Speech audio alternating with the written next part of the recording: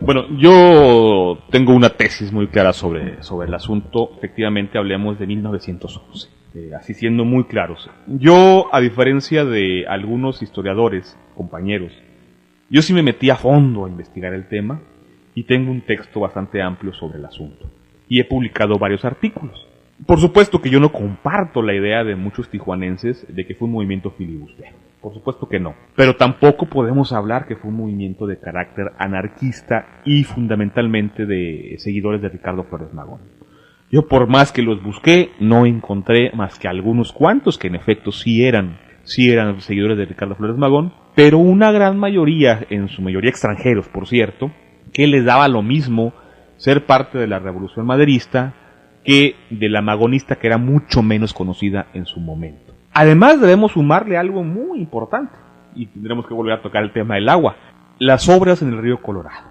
En ese momento las obras en el río Colorado es el gobierno federal de los Estados Unidos, es decir, el gobierno de William Taft, el que está invirtiendo $1 millón, pensemos en el significado de ese dinero para 1911, en territorio mexicano.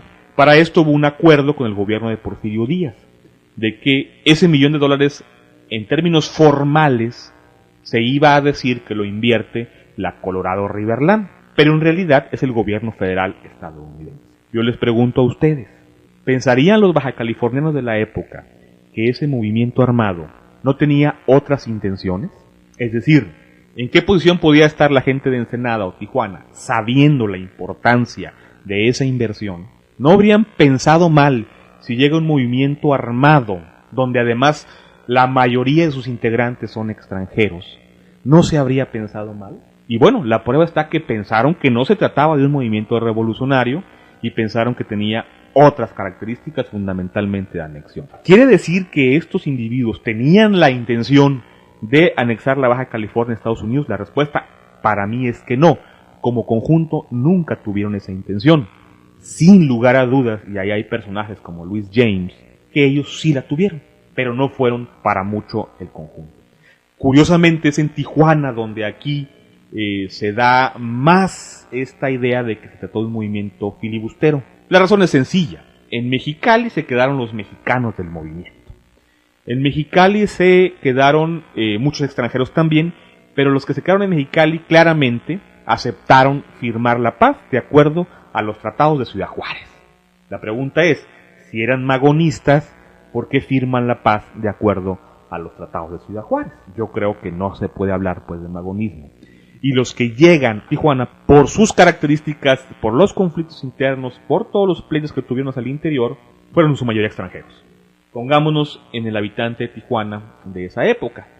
Pongámonos en que la revolución fue un espectáculo para muchos estadounidenses. Entonces los jóvenes querían sumarse a un movimiento revolucionario. Querían acabar con el gobierno de Porfirio Díaz. Querían acabar con el villano. No olvidemos que John Kenneth Turner anda en Mexicali. Y John Kenneth Turner tiene un impacto impresionante en Estados Unidos con sus artículos que terminaron siendo la obra que conocemos como México Bárbaro. Y John Kenneth Turner está aquí apoyando a Ricardo Flores Magón, y está aquí apoyando también y diciéndole a Ricardo Flores Magón que mejor se pase al maderismo. Aquí está ese personaje que es un personaje toral, creo yo. Pero también imaginemos al tijuanense que observa cómo llegan extranjeros, toman su casa. Los sandieguinos que están aquí viendo la batalla se cruzan la frontera y se roban objetos. ¿Qué pensaría ese mismo tijuanense que salió corriendo y observara cómo sucedía eso en su casa desde Estados Unidos? ¿Qué pensarían? ¿Que se trataba de una revolución o que se trataba de una bola de bandidos? Y en este mare magnum nos hemos olvidado que baja californianos participaron en el lado revolucionario, es decir, indígenas. Alrededor de 30 indígenas Quiligua y Paypay y alrededor de 30 indígenas Cucapá. ¿Podrían haber estado sus indígenas de acuerdo en la anexión de Baja California a Estados Unidos? ¿Podrían haber tenido contacto con el gobierno estadounidense para pasar la Baja California a Estados Unidos? Pues yo lo dudo muchísimo.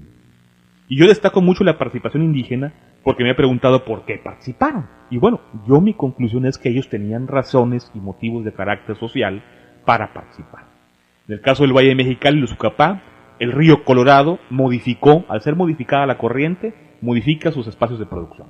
En el caso de los Quiligua y Paypay de la Sierra, Desde mi punto de vista, yo no creo que está respondida la pregunta, pero desde mi punto de vista, hay razones en la minería. La minería deja de ser el factor económico de la región, se empiezan a ir compañías en 1907, 1908, y se quedan sin la chamba que tenían haciendo 30 años. Y los conflictos hacia el interior de los grupos indígenas son muy evidentes.